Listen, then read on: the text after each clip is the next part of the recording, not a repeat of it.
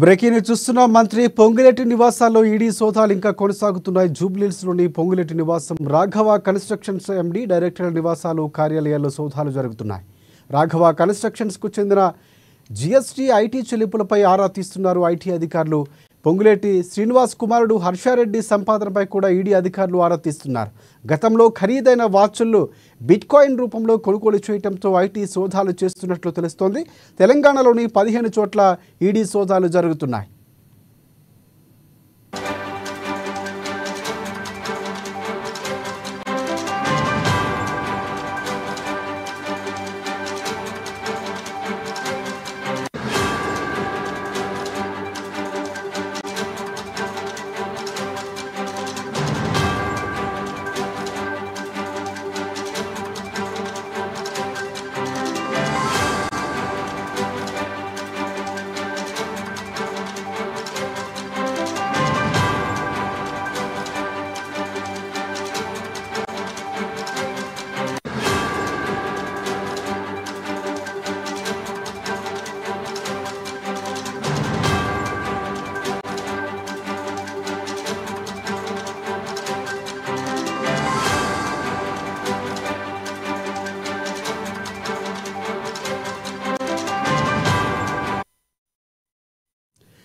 Right, breaking చూస్తున్న మంత్రి Ponguleti నివాసాల్లో ED సోదాలు ఇంకా కొనసాగుతున్నాయి. జూబ్లీహిల్స్లోని పొంగులేటి నివాసం, రాఘవ కన్స్ట్రక్షన్స్ ఎండీ డైరెక్టర్ల నివాసాలు, కార్యాలయాల్లో సైతం సోదాలు జరుగుతున్నాయి.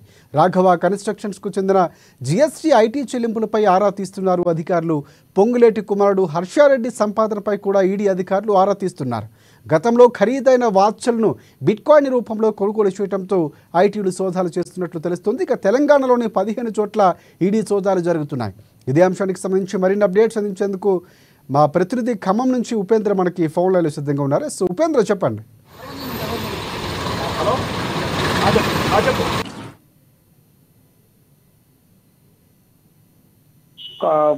బీజేపీకి సంబంధించి ఐటీ సోదాలు నిర్వహిస్తున్నటువంటి ఒక ఆరోపణలు వస్తా ఉన్నాయి. ఇటీవల కాలంలో అంటే ఈ రోజు ప్రధానంగా ఏకకాలంలో 16 చోట్ల ఈడీ సోదాలు చేయడం పట్ల కూడా కాంగ్రెస్ పార్టీ తీవ్రంగా అభ్యంతరం వ్యక్తం చేస్తా ఉంది.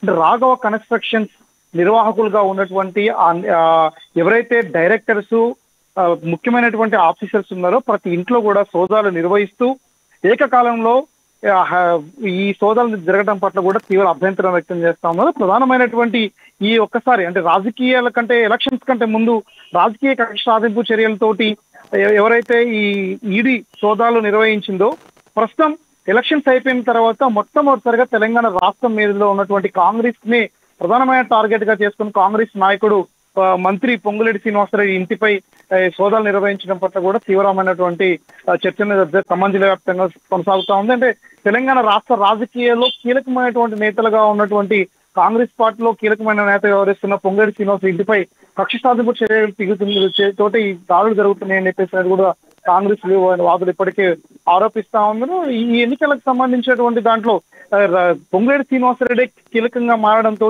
ఈ ఈడీ దాడులు కొనసాగుతున్నాయని చెప్పేసినటువంటిది కూడా కొంత రాజకీయ కాంగ్రెస్ ప్రధానమైన నాయకులందరూ కూడా ప్రధానంగా ఆరోపిస్తా ఉన్నారు. 16 చోట్ల అంటే ఖమ్మం మినహా హైదరాబాద్ లో ఉన్నటువంటి ఏ ప్రాంతం కావచ్చు, ఇతర ఢిల్లీలో కూడా ఒక చోట సోదాలు కొనసాగినట్లుగా ప్రధానంగా మనకు చర్చ వస్తా ఉంది. ఈ చర్చకు ఈ ప్రధానమైనటువంటి దాడులకు సంబంధించి ప్రస్తుతం రాజకీయ వర్గాల్లో కావచ్చు, వ్యాపార వర్గాల్లో కావచ్చు కొంత తీవ్రమైన దుమారం లేపుతుందని కూడా చెప్పుకోవచ్చు. అంటే ఈ ఏకపక్షంగా ఇటువంటి నిర్ణయం, అంటే అనుకోకుండా జరిగేటువంటి ఈ దాడులు వెనుక ఉన్నటువంటి రాజకీయ కోణం ఏంటి అని చెప్పేసి ప్రస్తుతం పరిశీలిస్తున్నటువంటి తరుణంలో ఖమ్మంకి సంబంధించినటువంటి నేత రాష్ట్ర రాజకీయాల్లో కీలకమైన నేతగా ఉంటుందో పాటు ఒక రాష్ట్రంలోనే కీలకమైనటువంటి ఒక వ్యాపారవేత్తగా ఒక కాంట్రాక్టర్ గుర్తిపోయినటువంటి పొంగులేటి శ్రీనివాసరెడ్డిని కొంచెం చెక్ పెట్టేందుకోసం ప్రధానంగా బీజేపీ చేస్తున్న నాటకం అని చెప్పేసి కూడా ఖమ్మం జిల్లాలో చెందినటువంటి కాంగ్రెస్ నాయకులు ఆరోపిస్తా ఉన్నారు.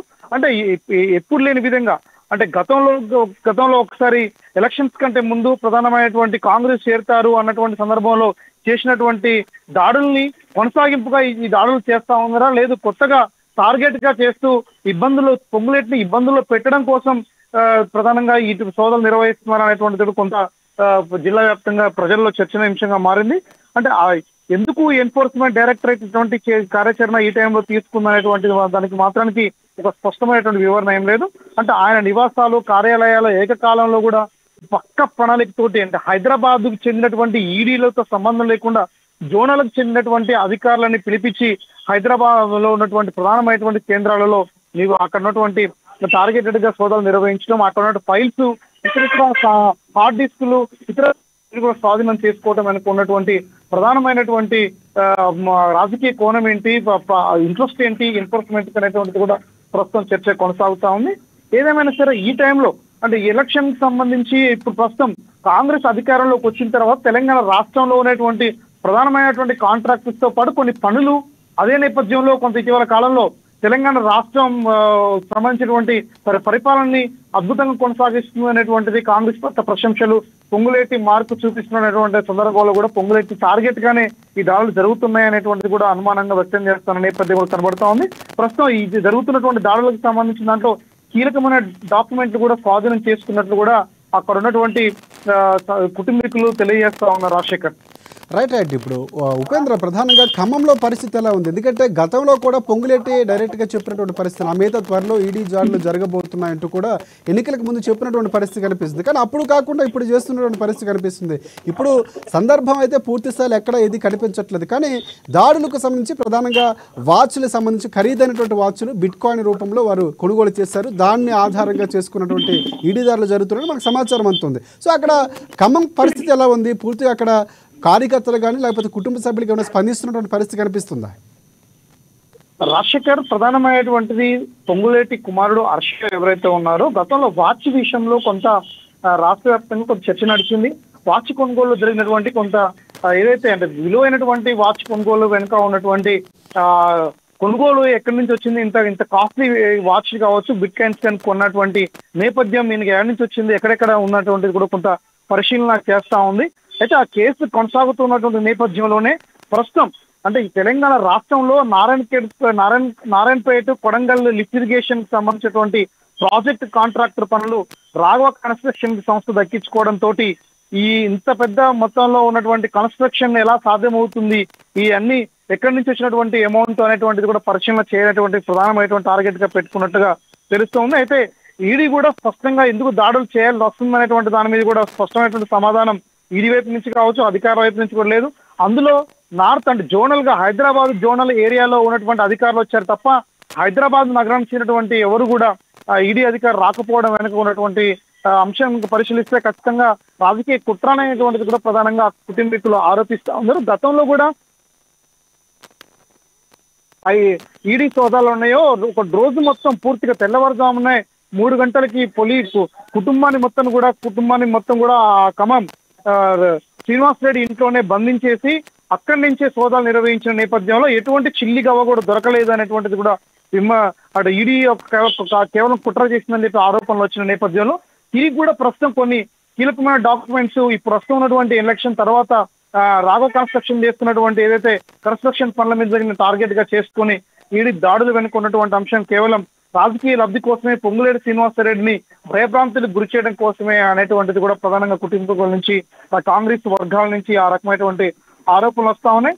గతంలో కూడా అంటే ఎప్పుడు ఏది జరిగినా సరే ఇప్పుడు పొంగులేటి శ్రీనివాసరెడ్డి మీద దాడులు చేస్తున్నారు తప్ప ఎటువంటి కీలకమైనటువంటి అంశాలను కూడా ఎక్కడ కూడా పనిలో తీసుకోవాలి. కానీ ఈసారి మాత్రం ఖచ్చితంగా కీలకమైనటువంటి డాక్యుమెంట్స్ ని స్వాధీనం చేసుకొని అటు ప్రజల్లో కావచ్చు, అటు రాజకీయంగా కావచ్చు పొంగులేటిని దెబ్బతీయడం కోసం మాత్రమే ఇట్లాంటి ఎత్తుగడలు బీజేపీ వేస్తుందని చెప్పేసినటువంటిది కూడా ప్రధానంగా కాంగ్రెస్ వర్గాలు ఆరోపిస్తున్న నేపథ్యం కనబడతా ఉంది. ఏదేమైనా సరే ఇప్పుడు ప్రస్తుతం ఉన్నటువంటి ఏ సందర్భం లేకుండానే ఈ దాడుల వెనుక ఉన్నటువంటి రాజకీయ కోణం కేవలం బీజేపీ తెలంగాణ రాష్ట్రం మీద రానున్న ఎన్నికల్లో ఫోకస్ చేస్తుంది. దానికోసమే కీలకమైన నేతలు ఎవరు అనేటువంటిది మిగతా కాంట్రాక్టర్స్ ని ఐటీ వాళ్ళని దాడుల భయభ్రాంతులకు గురి చేసి కాంగ్రెస్ ఎవరు సహకరించకుండా చేయడం కోసమే చేస్తున్నారు అనేటువంటి సోదాలు కొనసాగుతున్నాయి అనేటువంటిది కూడా ప్రధానంగా వస్తున్న ఆరోపణలు. ఏదేమైనా సరే ఈ ప్రస్తుతం ఉన్నటువంటి థ్యాంక్స్ ఫర్ అప్డేట్స్ ఉపేంద్ర.